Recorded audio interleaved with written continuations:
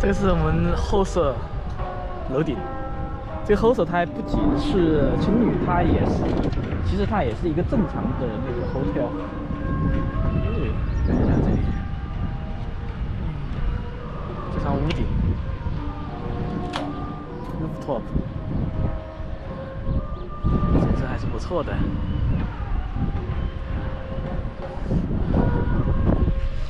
今天上午可能会下雨，我不知道能不能去逛一下古城。尽量去逛一下吧。然后下午可能想去看一下，想去海边那边晒太阳啊什么之类的。好像老外他们都喜欢晒太阳，不知道为什么。基本上我感觉亚洲人都不喜欢晒太阳，特别讨厌阳光。我可能觉得应该是文化观念的问题吧。这个其实也说不好谁对谁错，对，因为毕竟确实这太阳晒起来也是挺毒的。然后对于我们这种亚洲人来说，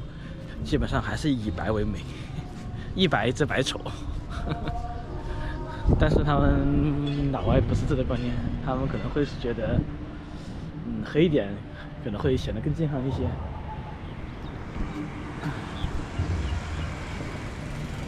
哇，看，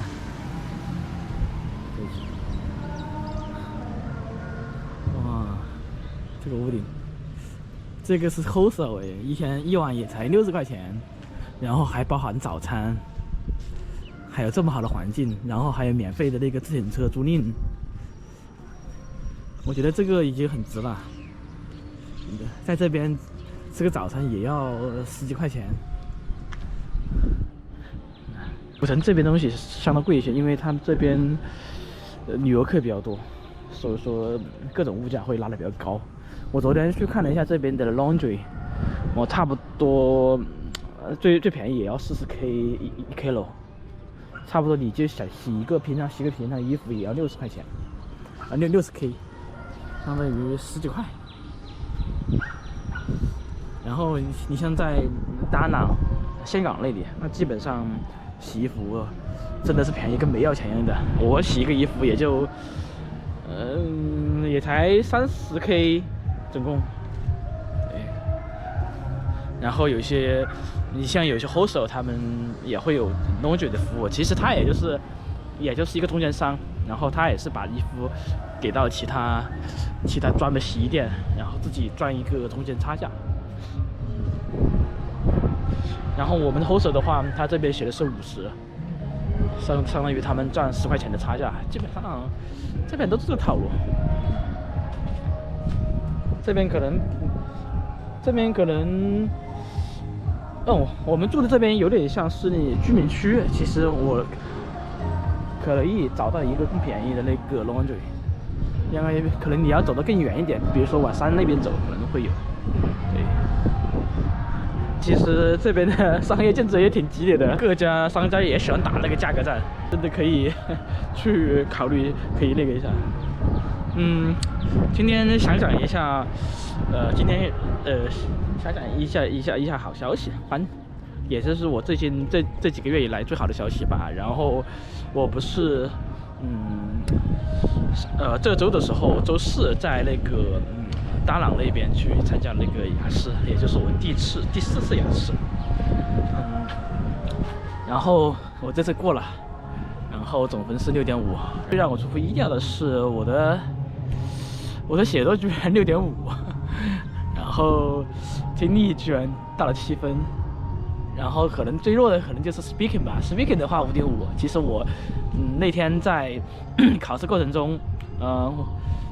我感觉我是应该也只有5.5，特别是我 Part 3那边回答的不是特别流畅，然后那个语句组织的不是很合理，就说没有按照那个正常考试的套路来。另外那个句子不够深入，然后比较简单，然后高级词汇也用的很少。但是总体来讲，我觉得我当时还有点没有特别的把握头，我还是有点担心听力跟阅读，因为我当时做阅读的时候，感觉做的不是很流畅，特别是第一题就差不多难倒我了。但是结果出来的时候，出乎我的意料。然后我总共考了4次嘛，第一次是去年的时候在那个国内考的，然后考完之后总分是 overall 5.5，然后除了那个阅读上了6分以上6.5，其他都是5.0。当时考完之后非常沮丧，那个时候应该也是复习了3个多月。但是我总结的经验就是那个时候我没有特别的针对性复习，然后没有使用网上他们或者说他们常规的方法去训练，所以说我觉得这个结果其实也是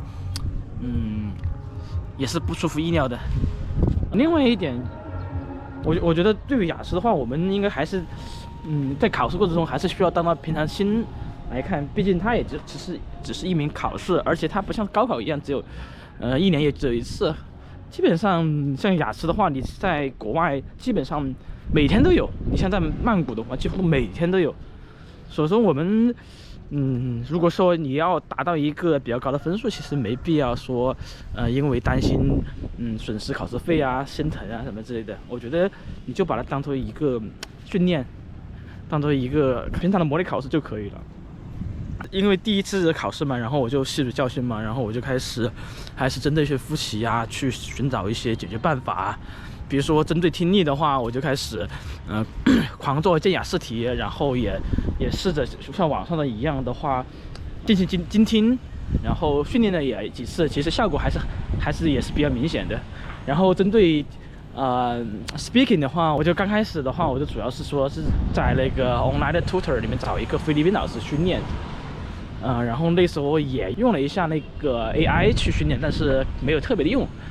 然后 writing 的话，就大概知道了一个小模板，但是那个时候也没有特别的去练，只是练了几次吧。然后第二次的时候我就去，那时候觉得哎呀，反正在国内考也没啥，然后觉得在国内考那个费用比较贵，当时是要2000多吧。然后我那时候想，要不去东南亚去考一下那个雅思，因为特别是在泰国雅思也比较便宜，得到人民币也就1600吧。然后顺便当做去旅游这个样子。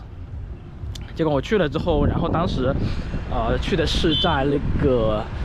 曼谷 C 龙那个地方，那个大楼叫做 Library Square。然后第一次去考，感觉总体状态还蛮好的。然后特别是 speaking 的时候，第一次是面对面 face to face 去考试，然后对面是一个白人中年男的，然后感觉他的语气，他人还是面善的，然后整个过程中跟你笑嘻嘻的。当时我就觉得，哎呀，这次应该是稳了。后面过了几天之后出来，总分 overall 是已经是6.0，跟我的预期是符合的，但是然后那个 speaking 是5.0，当时我就有点诧异，然后后面去申请复议，结果复议也没过，然后我就当时复议没过，我就气不过嘛，然后我就又开始在曼谷那边再申请一次那个 one skill retake，也就是单项重考，结果这个还是没过。然后我那时候就有点不爽，后面就回国了。回国之后我就开始重新又开始重新练了差不多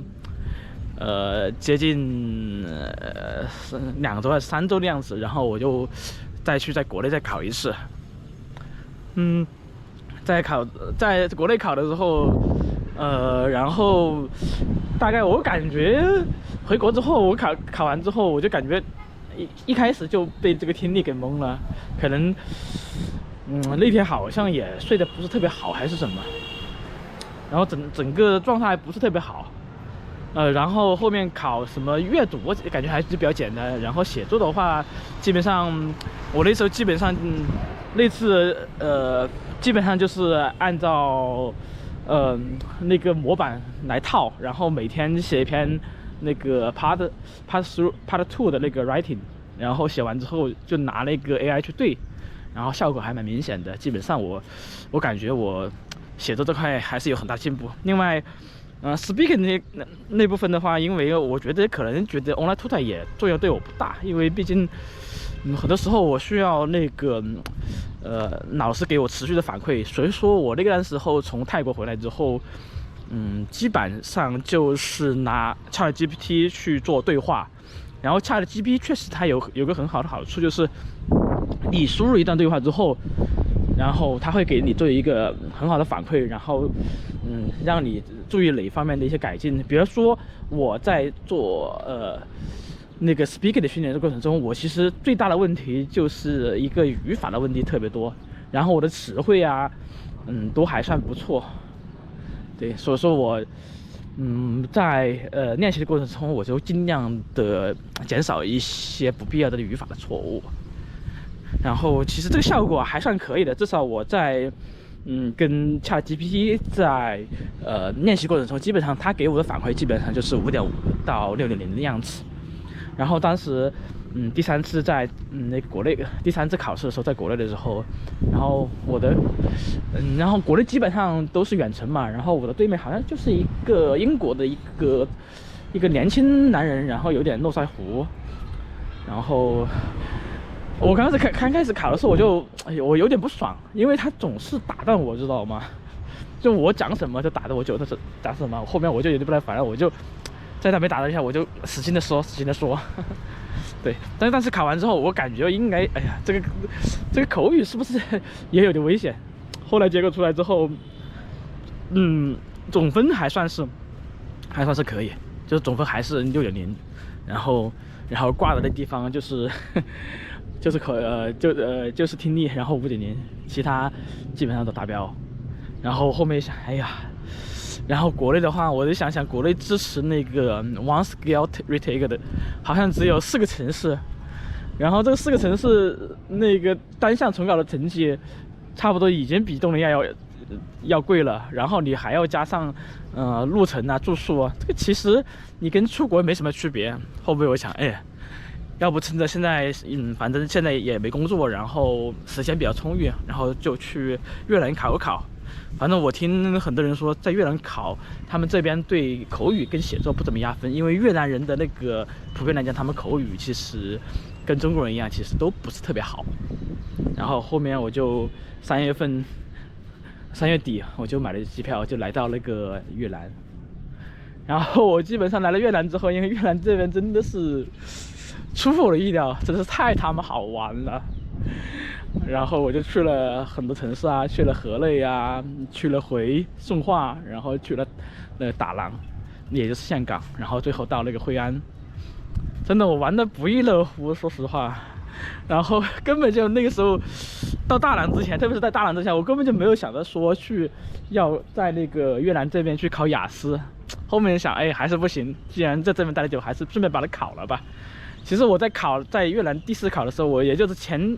2天我才报名，然后我在报名过程中，在我考试之前，我根本就没有去复习，没有看，什么都没有看。但是我觉得我在这几天，在越南，待的这几天，其实我还是有一个很好的习惯，就是我会经常的去看一些那个英文的那个文章，然后经常会听一些英文的那个 podcast 或者是视频。然后我生活中我会经常的去说英语，因为我住的 hostel， 然后经常在外面，我经常要用英文去交流。所以说，其实这方面我其实在生活中，我在慢慢的去锻炼，其实根本就没有说去遗忘吧，可能就是这样吧。然后后续考，这个就是这个样。我感觉的话，如果对于大多数人来说，如果说你的时间很充裕的话，我觉得可以不妨来到那个东南亚去考一考，然后这边的考试费也比较便宜。在考试过程中，你顺便去旅行，然后多去看看外面的世界，然后争取把自己的英语活学活用。我觉得这个效果是非常好的。现在在国内有个不好的地方，就是你的口语很难有机会去表达，或者说你练口语的机会比较少。比如说你像泰国。我现在不太建议大家来泰国考，因为泰国他们年轻人普遍的英文会比我们好很多，因为他们这边有很多那个外国游客过来，所以说他们普通的年轻人，他们基本上都会有机会去练，特别是在曼谷或者曼谷、清迈这种城市，这些年轻人基本上都会有什么外国朋友啊什么之类的，很正常。所以说那边的话，可能就老师会对口语这边的方面的要求会高一点。所以说我是觉得大家可以选择来，像那个越南这个地方，真的我觉得不错，真的。这就是我的方法嘛。我觉得，如果考雅思的话，其实没有特别捷径的方法。你有足够的资金的话，你可以报培训班啊，比如说什么新东方那些之类的呀。如果说你没有钱啊，你只想自学啊，那就你需要花更多的时间，然后找更好的。经过我这么多次的那个考试经验，我发现，对于现在人来说，其实 AI 的帮助程度会比我们原想象的要高很多。AI 可能帮不了我们听力跟阅读，但是 AI 绝对能帮助我们写作跟口说 speaking， 特别是写作这方面，你先拿到一个常规的模板，就大概是就说我先总分总，就是按这个总分总的模式，然后后面的陈述段都按着总分总，然后你就这么去套，你慢慢的练，然后让 AI 给你反馈，给你批改，我觉得效果会好很多。另外口说的话，其实，它也是有技巧的，就是说，并不是说，我们必须要在尽快的时间内把自己所有该说的东西全部 speak out。这个其实你可以跟 AI 去慢慢的训练，然后你在说的过程中，然后那个 AI 它会给你一些很好的反馈，我觉得是非常好的。就算你不怎么去记这些方法，但是你可以每天的去训练，这比你自己说完之后自己批改，没人给你反馈会好很多。对，然后另外，不要太相信 online 的 tutor， 很多 online tutor 它其实，他目的并不是为了你去得到更好的成绩，他只是想买他的课程而已。我觉得，不管是中国还是国内，我觉得这种效果不是特别好。所以说，我觉得信人还不如信 AI， 这就是我今天的陈述的答案。然后后面的话，我就会慢慢的会把我越南的这些旅程的视频慢慢的跟上，不过可能要等的时间比较久。拜拜。